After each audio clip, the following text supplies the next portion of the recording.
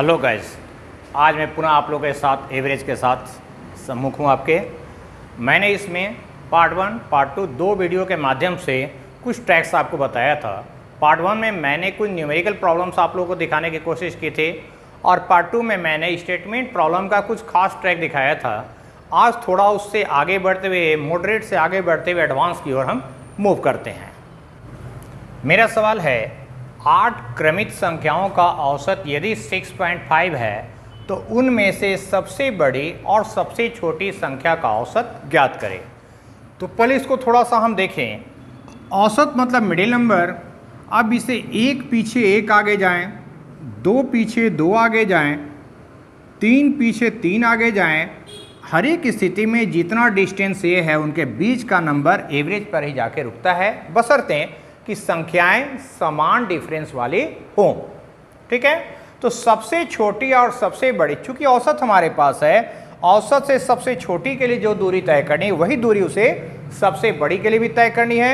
इसका मतलब हुआ कि सबसे छोटी और सबसे बड़ी संख्या का औसत भी वही होगा जो कि आपका ओरिजिनली औसत दिया गया है। सवाल है, एक स्कूल में 12 शिक्षक हैं, उनमें से एक शिक्षक जो 62 वर्ष का था वो सेवानिवृत्त हो गया, मतलब कि स्कूल से निकल गया और उसके स्थान पर एक नए शिक्षक की नियुक्ति हो गई। अब जब जो गया उसकी उम्र है 62 वर्ष, जो आया अगर वो भी 62 वर्ष का आदमी होगा तो कंडीशन क्या होगी? नो चेंजिंग, यानी कि जो औसत पहले होगा ठीक वही औसत अभी भी रह जाएगा। लेकिन ऐसा नहीं हुआ। नए शिक्षक के आने के बाद औसत में 3 वर्ष की कमी आ गई। इसका मतलब क्या हुआ कि दोनों शिक्षकों के बीच अवश्य ही डिफरेंस है। ठीक है, अब ये डिफरेंस कितना है? तो 12 टीचर हैं और 3 का डिफरेंस है, 12 3 36 का अंतर है दोनों में, है ना। दोनों शिक्षकों की एज में अंतर कितना है? तो जो डिफरेंस आया, जितने आदमी थे उन दोनों का जो मल्टीपल होगा वही डिफरेंस है। अब चूंकि औसत कम हो गया है, इसका मतलब है 62 से वो इतना कम होगा, 12 से 6 गया 6, 5 से 3 गया 2, यानी कि जो नया शिक्षक इंटर किया है वो 26 वर्ष का है। कक्षा के 15 छात्रों का औसत वजन 1.5 किलोग्राम बढ़ जाता है। 1.5 किलोग्राम बढ़ जाता है। क्यों बढ़ता है? क्योंकि 40 किलोग्राम वजन वाला एक छात्र चला जाता है और उसके जगह पर एक नया छात्र आ जाता है। अब आपसे पूछ रहा है नए छात्र का वजन कितना? तो अगेन सेम कंडीशन है, 15 छात्र था, 15 में 1.5 किलोग्राम का चेंजिंग हुआ, तो जो एक्स्ट्रा है उसमें वो है 15 का 1.5 टाइम्स, यानी कि 22.5 किलो। अब चूंकि उससे बढ़ गया, तो बढ़ गया मतलब कि इससे वो उतना ज़्यादा लेकर आया है। ये था 40 किलो का और वो 22.5 ज़्यादा होगा, तब ये कंडीशन होगा, मतलब कि 62.5 किलो उसकी अपनी वजन होगी। सवाल है, एक कक्षा के 20 छात्र हैं जिनकी औसत आयु है 12 वर्ष की।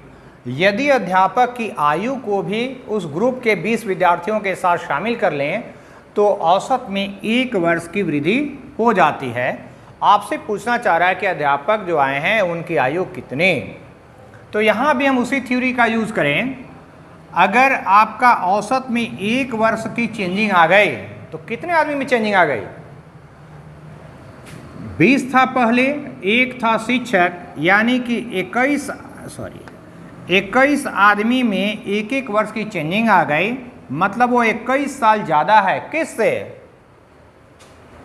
जो पहले औसत थी, यानी कि 12 साल और 21 साल को जोड़ दीजिए तो 33 वर्ष अध्यापक की आयु होगी। क्वेश्चन है, किसी क्रिकेटर की 10 पारियों के रनों का औसत था 60। 11वीं पारी में वो चॉइस करता है कि उसके औसत बढ़कर हो जाए 62, तो उसे कितना रन बनाना चाहिए अपनी इस चॉइस को मैनेज करने के लिए? आपका ये क्वेश्चन है। 10 पारी में उसने रन बना रखा है तो वहाँ चेंजिंग नहीं हो सकती है। 11वीं पारी अभी उसने नहीं खेला है, तो जो भी उसको मैनेज करना है 11वीं पारी से ही मैनेज करना है। कितना मैनेज करना है? तो उसकी अपनी व्यक्तिगत चॉइस जो 62 है, ये तो उसे बनाना ही बनाना है, लेकिन उसके साथ पीछे जो 10 पारियों में औसत में जो कमी थी वो भी उसे मैनेज करना है।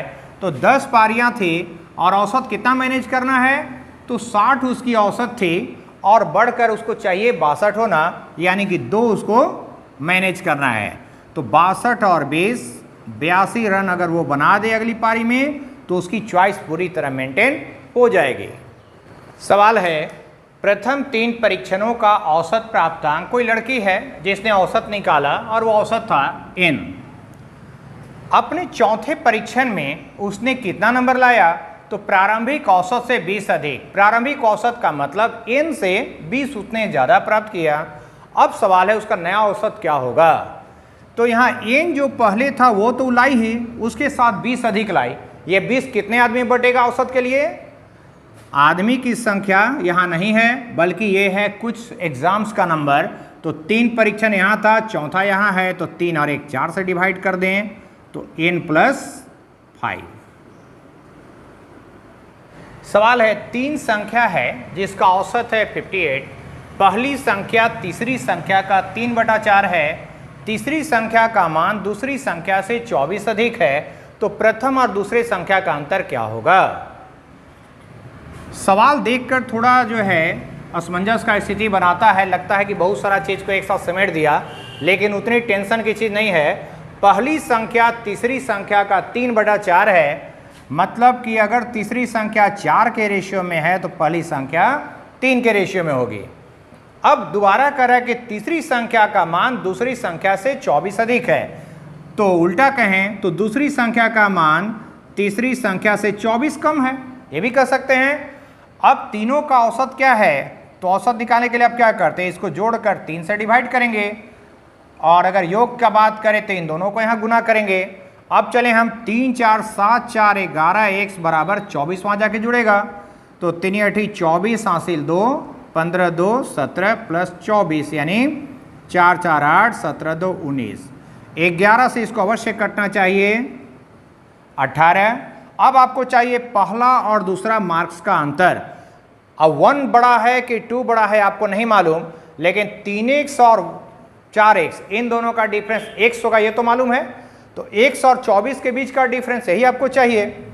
x मतलब 18 और ये 24, 24 चूंकि बड़ा इसलिए 24 - 18 6। यहाँ पर थोड़ा सा चतुराई कीजिए, 9 की x का मान यहाँ और यहाँ दोनों जगह प्लेस करके दोनों मार्क्स को हम निकालें। सवाल है, x + 1/x का औसत यदि n है तो x² + 1/x² का औसत कितना होगा? तो चले ये बीजगणित का बहुत ही कॉमन सा फॉर्मूला है। इतना का मान क्या होगा? चूंकि औसत है और संख्या है 2, तो इसका योग निकालेंगे तो 2n हो जाएगा। अब इसको स्क्वायर में कन्वर्ट करेंगे तो हम निकालना चाह रहे x² + 1/x² का वैल्यू। तो इसको निकालने के लिए क्या चाहिए हमको? इसका स्क्वायर बाय फॉर्मूला हम जा रहे हैं, इसका जो वैल्यू होता है इसका स्क्वायर -2 होता है। इससे क्या निकलेगा? तो इसका सम। इसको निकालने का तरीका जो लोग नहीं जानते हैं वो जान लें। अगर दोनों ओर हम स्क्वायर करते हैं तो a² + b² + 2ab बराबर 2n का स्क्वायर होगा। अब आप देख सकते हैं ये x कैंसिल हो गया, हमें चाहिए था x² + 1/x²। ये +2 जब इधर जाएगा तो क्या हो जाएगा? -2। यही हमने डायरेक्ट किया है, लेकिन हमें चाहिए औसत। तो औसत मतलब 2 संख्या है तो 2 से आपको डिवाइड करना है, डिवाइड कर दें। अब 2n का स्क्वायर क्या होता है? तो 4n² - 2/2। इससे अगर कट करें तो ये 2n² हो गया और ये 1 हो गया। सवाल है, सेट ए की 5 क्रमागत विषम संख्या है जिसका सम 185 है। सेट बी में 4 क्रमागत सम संख्या है, लेकिन सेट बी में जो संख्या सबसे छोटी है वह सेट ए की सबसे बड़ी संख्या से 13 अधिक है। तो सबसे पहले हमको सेट ए का जानना पड़ेगा। तो सेट ए को जानने के लिए औसत क्या होता है? मिडिल संख्या। औसत यानी मिडिल संख्या कह सकते हैं। ये हो गया 185/5, 5 तिया 15, 5 सते 35। अब मिडिल संख्या कितनी संख्या में? तो 5 में। तो इसके बाद 2 संख्या होगा, क्योंकि सबसे बड़ी संख्या से 13 अधिक है तो सबसे बड़ी पर हम जाते हैं। तो सबसे बड़ी संख्या 37 यहाँ है, इसके बाद 39, उसके बाद 41 कह सकते हैं। ये थोड़ा माइंड में ये कैलकुलेशन मारिएगा। 2 संख्या आगे है तो 2 दूनी 4 बढ़ेगा, जो हमने पिछले वीडियो में आपको दिया था। तो 37 प्लस 4 41 हो गया सबसे बड़ा संख्या, लेकिन आपका संख्या उससे भी 13 अधिक है।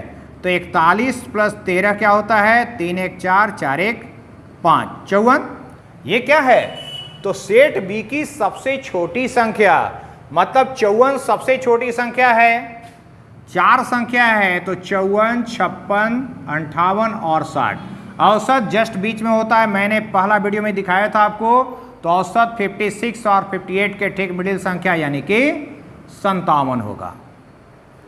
4 क्रमागत सम संख्या का योग है 236 और 4 क्रमागत विषम संख्याओं का योग दूसरी सबसे बड़ी सम संख्या से 140% अधिक है। हमें दूसरी सबसे बड़ी सम संख्या जानना है, तो चलिए पहले हम चलते हैं। 236 में 4 संख्या है, 4 से डिवाइड करें, 4 पचे 20, 4 नवा 36। ये कहाँ है? तो जस्ट मिड में है। किसके मिड की? 4 संख्या के बीच है। तो ये है कंडीशन हमारी। 59 यहाँ है, तो इसके जस्ट बाद 60 और उसके बाद का सम 62। पीछे का संख्या चले तो 58 और उससे पीछे चले तो 56। अब दूसरी सबसे बड़ी का मतलब 60 हो गया, इससे 140% अधिक है। तो यहाँ परसेंटेज के लिहाज से कोई भी चीज़ 100% होती है। अगर वो संख्या 140% अधिक है तो मतलब कि संख्या के बनिस्पत वो 240% होगी। और वो क्या है? तो चारों विषम संख्या का योग।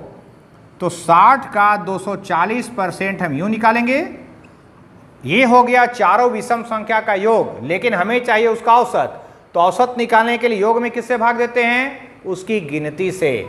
विषम संख्या कितना है? तो 4 ठो, 4 से भाग दे दें, 2 2 4 से काट दिए 6 6 छक 36। निशानेबाजी की प्रतियोगिता में एक टीम में 8 सदस्य मौजूद हैं। सबसे जो बेहतरीन निशानेबाज उसमें था उसने 85 मार्क्स प्राप्त किया। यदि उसने 85 के जगह पर 92 नंबर लाया होता तो पूरी टीम का औसत हो जाता 84। अब आपसे पूछ रहा है पूरी टीम ने मिलाकर कुल कितने अंकों प्राप्त किया। तो चलिए हम चलते हैं। 84 अगर औसत हो जाता कितने लोगों का? टीम के 8 सदस्य थे, इतना का। लेकिन ये तब होता जब आप 92 लाए होते हैं, जो आप नहीं लाए हैं। तो इसमें घटा दीजिए ना, 92 और 85 का डिफरेंस, यही ना एक्स्ट्रा इसमें शामिल होगा। तो 8 चौका 32, 3 8 अट्ठाईस 64 और 3 67 और ये 7, यानी कि 665 मार्क्स इन लोगों ने गेन किया। सवाल है, एक पारी में रनों का अधिकतम स्कोर कुल स्कोर का 3/11 है और उसी पारी में एक दूसरा आदमी है जिसका अधिकतम स्कोर बचे हुए रनों का 3/11 है। दोनों स्कोर के बीच का अंतर यदि 9 है तो टोटल स्कोर कितना? आपसे ये क्वेश्चन पूछा गया। तो चले हम, पहला के बारे में बोल रहा है टोटल का 3/11, दूसरा का बोल रहा है शेष का 3/11। तो दोनों के लोअर पार्ट का मल्टीपल टोटल को मान लीजिए। यहाँ टोटल रन हमने मान लिया कितना? तो 11 गुने 11 यानी कि 121। अब फर्स्ट पे चलते हैं हम। फर्स्ट का स्कोर क्या है? तो टोटल का 3/11 मतलब 11 तिया 33। अब नेक्स्ट यानी कि सेकंड का कंडीशन क्या है? तो बचे हुए का, यानी 121 माइनस जो 33 है यही बचेगा। इतना का अगेन 3/11 है। तो 121 से 33 घटाएंगे, 11 से 3 गया 8 और 11 से 3 गया 8 गुने 3/11, यानी कि सेकेंड ने गेन किया 24। तो पहले ने प्राप्त किया 33, दूसरे ने प्राप्त किया 24 और दोनों का अंकीय डिफरेंस कितना हो गया? तो ये है 9। अब हमने जो माना था उसके अकॉर्डिंग दोनों का डिफरेंस 9 है और हमारा क्वेश्चन भी यही कह रहा है कि दोनों का डिफरेंस 9 है। इसका मतलब ये है कि मैंने जो टोटल रन माना वो बिल्कुल सही है। अगर यहाँ ये डिफरेंस होता पहले 9 से तो उस हालत में इसके बाद हम लोग समानुपातिक थॉट के साथ इसको बनाते हैं। किसी कक्षा में 20 लड़के हैं, 18 साल की एक उम्र के एक लड़का है जिसके स्थान पर एक नया लड़का आ गया और इस प्रकार उस क्लास के बच्चों का औसत 2 माह बढ़ गया। ये क्वेश्चन ऑलरेडी हम इससे पहले बात कर चुके हैं, फिर भी चलते हैं। सवाल है 2 माह बढ़ गया तो कितने लोगों में? 20 बच्चों में, यानी कि वो 40 माह ज़्यादा लेकर आया है। यही मतलब का बात है। 40 माह को अगर हम वर्ष और माह के रूप में बदलना चाहें तो 12 से डिवाइड करना होगा। 3 बार पूरा पूरा लग गया 3 वर्ष, और बचा क्या 12 या 36 के बाद बचता है 4, यानी कि 4 माह। तो जो गया उसकी उम्र 18 से वो ज़्यादा लेकर आया, कितना? तो 3 वर्ष 18 वर्ष। 18 वर्ष से कितना ज़्यादा लेकर आया? तो 3 वर्ष 4 माह, यानी उसकी अपनी उम्र क्या होगी? तो 18 + 3 21 वर्ष और 4 माह। दो संख्या हैं जिनका औसत 50 बताया गया है। अब दोनों में चेंजिंग कर रहा है, पहला में 7 बढ़ा दिया तो दूसरे में 19 घटा दिया। तो चेंजिंग आखिर क्या हुआ? पहला में 7 बढ़ाया मतलब +7, दूसरा में 19 घटाया मतलब -19। अब कितनी संख्या थी? तो 2, तो औसत के लिए इससे दोनों पर फर्क पड़ा। तो -19 + 7 यानी कि -12/6, ये 12/2 यानी कि -6, मतलब उसका औसत 6 से घट जाएगा। प्रारंभिक औसत था 50, चूंकि चेंजिंग के कारण औसत में 6 की कमी हो रही है, इसे नया औसत 44। सवाल है, यदि 6 लगातार सम संख्याओं का औसत 45 है तो सबसे बड़ी और सबसे छोटी संख्या का अंतर कितना होगा? तो ये औसत कुछ भी हो, इस बात का कोई फर्क इस क्वेश्चन के लिए नहीं पड़ेगा। क्यों नहीं पड़ेगा? क्योंकि संख्या जब 2 के डिफरेंस वाले हैं, सम और विषम दोनों का मतलब 2 का डिफरेंस वाले, पहली संख्या को अगर x मान लें तो x + 2, x + 4, x + 6, x + 8, x + 10, x + 12, ऐसा ही तो संख्या होगा। अब संख्या है कितना? तो 6, 1 2 3 4 5 6, यहीं तक आपका क्लॉज है। तो इन दोनों का डिफरेंस क्या है?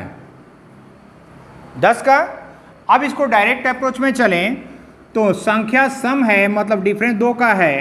अब पहली संख्या तो खुद से डिफर नहीं होगी, 6 संख्या में एक तो वो खुद है, तो बाकी बचे 5 संख्या में पांचों 2-2 का डिफरेंस वाले होंगे। इसको हम कहें n-1 से गुना कर दें, तो 2 गुना n का मतलब हमारे पास 6 है, तो 6 - 1 यानी कि 5, यानी कि 5 दूनी 10। इस बात का कोई फर्क नहीं है कि उसका औसत 45 है या 65 है ना, ये ध्यान रखेंगे। सम है या विषम, इस बात का भी फर्क नहीं पड़ेगा। अब यहां सम के जगह यदि प्राकृत होता तो ये 2 की जगह 1 का डिफरेंस वाला था, तो n-1 × 1 कर देते हैं। अगर साधारण तौर पे हम कहें 10, 4 और 25 का औसत बताइए, तो सामान्य क्वेश्चन है कि तीनों को जोड़कर हम 3 से भाग देंगे, लेकिन डायरेक्ट औसत नहीं बोल रहा है, बल्कि एक खास तरीके का औसत पूछ रहा है, ज्योमेट्रिक मीन, है ना। तो गुणोत्तर माध्य के लिए हमें क्या करना है? संख्या को x1, x2, x3 अगर हम बोल दें तो √ ये जितनी भी संख्या होती है उसको कर लें, और कैट संख्या है उससे इसको रूट बना दें ना। फिलहाल 1 2 3 संख्या है, थर्ड रूट हो गया किसका? पहली संख्या 4, दूसरी संख्या 10, तीसरी संख्या 25। अब इसी को यूज करना है आपको। अब इसी को अगर हम तोड़ दें तो इसमें 2 2 बार, इसमें 1 बार 2, 1 बार 5, इसमें 5 2 बार। हमें चाहिए प्रत्येक संख्या 3 बार वाला, तो 2 देखें, 2 2 और 1 3 बार हो गया, यानी 1 बार बाहर आ जाएगा। 5 भी देखिए 3 बार हो चुका, इसलिए 1 बार 5 भी बाहर आ जाएगा, यानी इसका mean value geometric mean, only mean बोलना गलत हो जाएगा, तो ज्योमेट्रिक मीन 2 × 5 = 10 हो जाएगा। क्वेश्चन है, किसी हॉस्टल में कुल 40 छात्र हैं, चारों के प्रति कुछ कुछ तो खर्चा हो रहा होगा, तो 8 नए छात्र वहाँ पर और इन कर जाते हैं। इनका औसत हमें नहीं बताया गया, और ये बताया जा रहा है कि 4 और भी छात्र उस ग्रुप में शामिल हो गए, तो अगर बच्चे बढ़ेंगे तो खाने का भी थोड़ा सा निश्चित रूप से खर्च बढ़ता है। तो 8 हैं तो उसके कारण 48 रुपया आपका खर्च में ज़्यादा हो गया, लेकिन औसत खर्च कम हो गया, 2 रुपये के औसत में कमी आ गई। अब आपसे पूछ रहा है प्रारंभिक खर्च बताइए। तो इसमें हम दोनों कंडीशन करते, एक बनाने वाला, एक डायरेक्ट रिजल्ट के लिए, यानी फॉर्मूला वाइज कैसे करें। तो चलिए हम मान लेते हैं इन 40 छात्रों की जो औसत है वो है 100 रुपये की, ठीक। तो टोटल खर्च कितना होना चाहिए? 40 छात्र अगर 100 रुपया औसत का खर्च करते हैं तो 40 × 100 रुपया, ये है पहले ग्रुप का टोटल। अब दूसरे ग्रुप के आ जाने से क्या रकम में क्या चेंजिंग हुई, खर्च में क्या चेंजिंग हुई? तो वो चेंजिंग है 48 का। इससे क्या निकलेगा? कुल खर्च। औसत के लिए मैंने बताया था आंकड़ों का योग, यहां आंकड़ा का योग का मतलब टोटल खर्च से है, बटा क्या कहते हैं?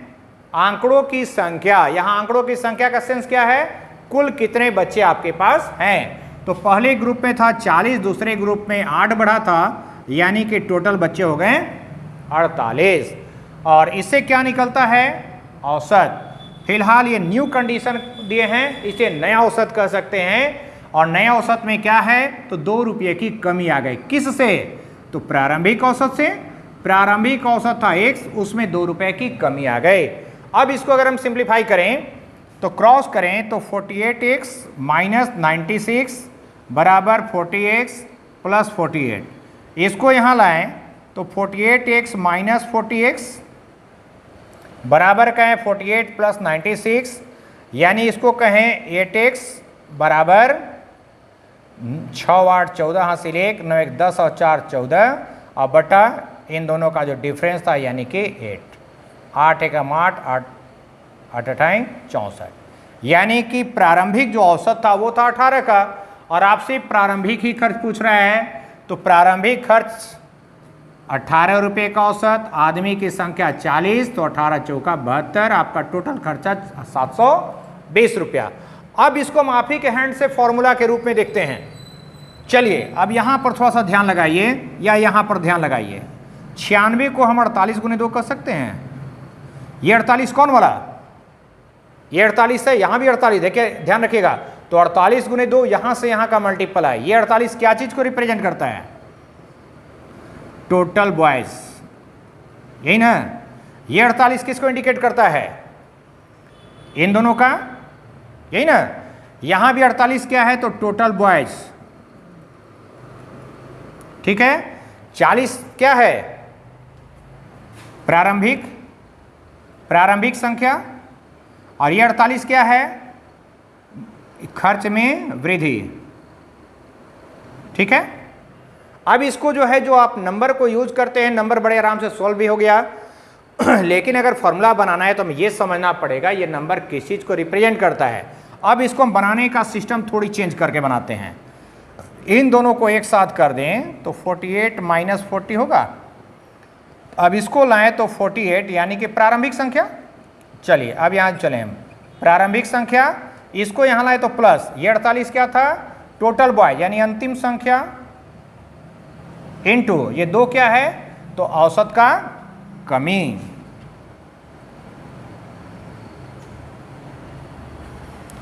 अब ये एक समय निकालना है तो इसको नीचे ले आए। 48 क्या था हमारा? ये बोल सकते हैं नए छात्रों की संख्या, प्रारंभिक संख्या प्लस अंतिम संख्या इनटू औसत में कमी बटा नए छात्रों की संख्या, ठीक है। इससे आप क्या निकाल सकते हैं? तो प्रारंभिक औसत यानी x। अब इसको हम इस वे में चल सकते हैं, लेकिन अगर हमको नया औसत चाहिए तो थोड़ी सी चेंज कर दें। यहां जो अंतिम संख्या था उसको प्रारंभिक संख्या लेकर यूज कर देंगे तो नया वाला औसत आ जाएगा।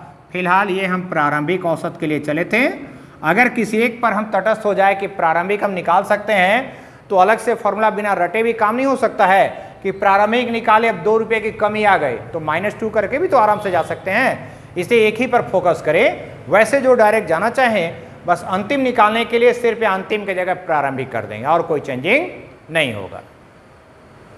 तो आज के लिए आप लोग का इतना ही। औसत में मैंने पार्ट 1, पार्ट 2, पार्ट 3 तीनों दे दिया आपको। इससे मैंने कोशिश किया उन क्वेश्चंस को भी समावेश करने के लिए जो आप लोगों को थोड़ी टफनेस का एहसास दिलाता है। तो मेरे विचार में आपका सारा का सारा एवरेज का क्वेश्चन इसके थ्रू बनना चाहिए। शॉर्ट टाइम में, लिमिटेड टाइम के अनुसार बनना चाहिए। तो अगर आपको अच्छा लगे सब्सक्राइब करें, लाइक करें, शेयर करें। फिलहाल आज के लिए बाय बाय।